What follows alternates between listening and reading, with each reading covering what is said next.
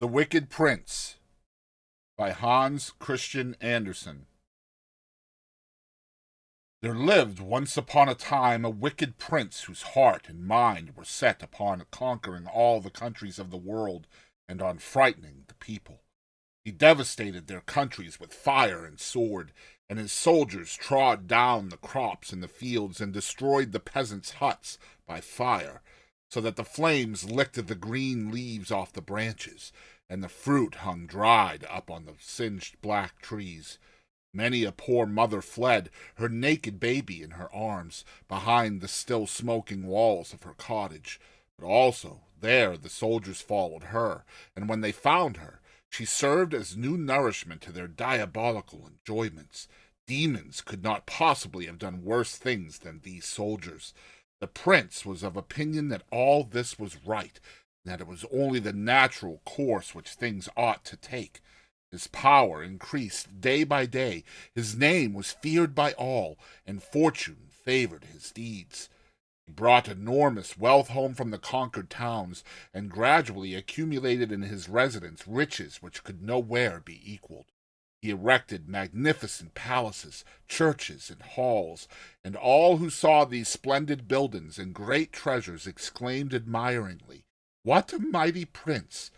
They did not know what endless misery he had brought upon other countries, nor did they hear the sighs and lamentations which rose up from the debris of the destroyed cities. The prince often looked with delight upon his gold and his magnificent edifices, and thought, like the crowd, "What a mighty prince! But I must have more, much more. No power on earth must equal mine, far less exceed it." He made war with all his neighbors and defeated them. The conquered kings were chained up with golden fetters to his chariot when he drove through the streets of his city. These kings had to kneel at his and his courtiers' feet when they sat at table, and live on the morsels which they left. At last the prince had his own statue erected on the public places and fixed on the royal palaces. Nay, he even wished it to be placed in the churches, on the altars. But in this the priests opposed him, saying, "Prince, you are mighty indeed, but God's power is much greater than yours. We dare not obey your orders." "Well," said the prince, "then I will conquer God too." And in his haughtiness and foolish presumption he ordered a magnificent ship to be constructed, with which he could sail through the air. It was gorgeously fitted out and of many colors, like the tail of a peacock. It was covered with thousands of eyes, but each eye was like the barrel of a gun. The prince sat in the center of the ship, and had only to touch a spring in order to make thousands of bullets fly out in all directions, while the guns were at once loaded again. Hundreds of eagles were attached to the ship, and it rose with the swiftness of an arrow up towards the sun. The earth was soon left far below, and looked with its mountains and woods like a cornfield where the plough had made furrows which separated green meadows.